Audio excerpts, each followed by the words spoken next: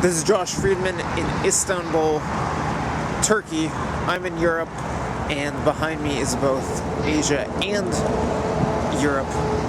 Europe is on the left side of your screen, and Asia is on the right. And between the two is the Bosphorus Strait.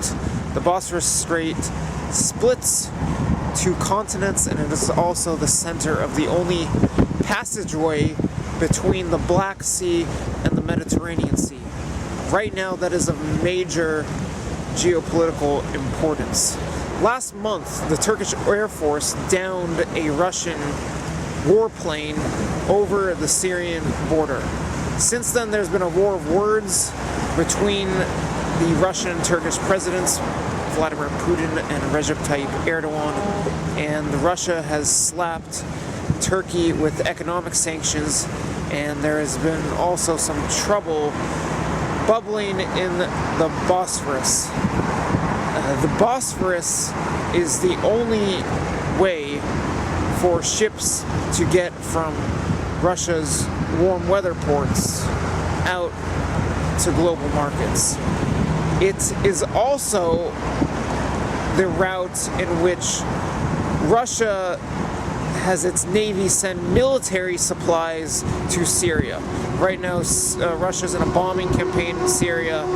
It is heavily engaged there, whereas backing the Assad government. Over the past few weeks, since the downing of the Russian jet over the Turkish-Syrian border, there have been a few incidents. Turkey has stopped a whole bunch of Russian ships, claiming for security reasons it has been doing checks on Russian ships, and Russia has stopped some Turkish ships in the Black Sea. Now, Turkey actually has the ability to shut down the Bosphorus Strait. The 1936 Montreux Convention, which was signed at a Swiss resort, states that in times of war and if faced with an imminent threat, Turkey can shut down the Bosphorus. Now that would cripple Russia's actions in Syria and also cause a whole lot of trade issues for Russia. It is unlikely that Turkey would go so far as to do that, but Turkey is holding that card, and right now tensions are very high between Russia and Turkey. Earlier this month, a Russian soldier was reportedly photographed crossing through Istanbul on the Bosphorus aboard a Russian ship with a shoulder-fired missile on his shoulder. Russia's response saying that it has the right under the Montreux Convention to protect its ships, but that obviously angered Turkey. Also, recently, Russia fired some warning shots at a Turkish fishing boat in the Black Sea. It claimed that the Turkish fishing boat was coming up on the Russian ship, and Moscow called that a provocation. So there's a lot of tension bubbling here in the Bosphorus, a location that is of major geopolitical importance. In other news in Turkey, this week, Turkish security forces conducted an operation in the southeastern part of the country, the Kurdish part of the country.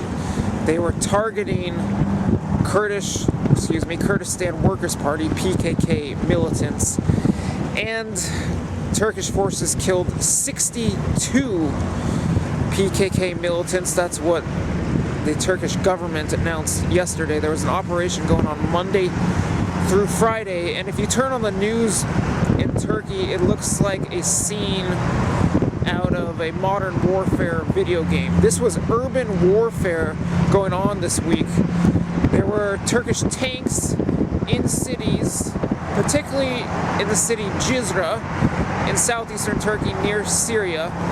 That's where a lot of the fighting happened. And you can see from the images and videos that have been published that there are trenches in the city.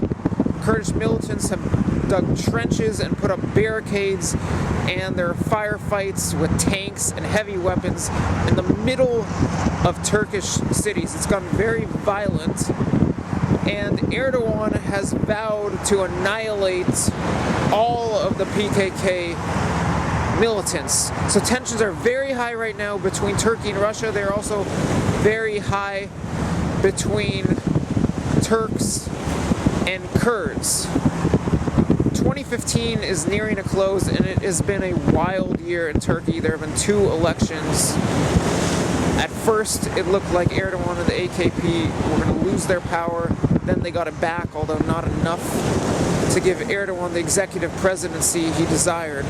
But there's been chaos throughout the year in Turkey, and it continues heading into 2016, and Turkey has positioned itself where it's a major player in world events. It is on the side of NATO, and Turkey is a member of NATO and a NATO ally, but it's on the side of NATO in Syria, even though Turkey has not exactly been attacking ISIS like they said they would. Turkey's a major player in Syria right now. Turkey's got a conflict with Russia, where is now a leading NATO member in the conflict of Russia, and the war between Turks and Kurds appears to be heating up, not calming down. So heading into 2016, chaos remains in Turkey. The Justice and Development Party, Erdogan's party, remains in charge. And I'll call it a wrap from 2016 in Turkey. Goodbye from Istanbul and the Bosphorus Strait.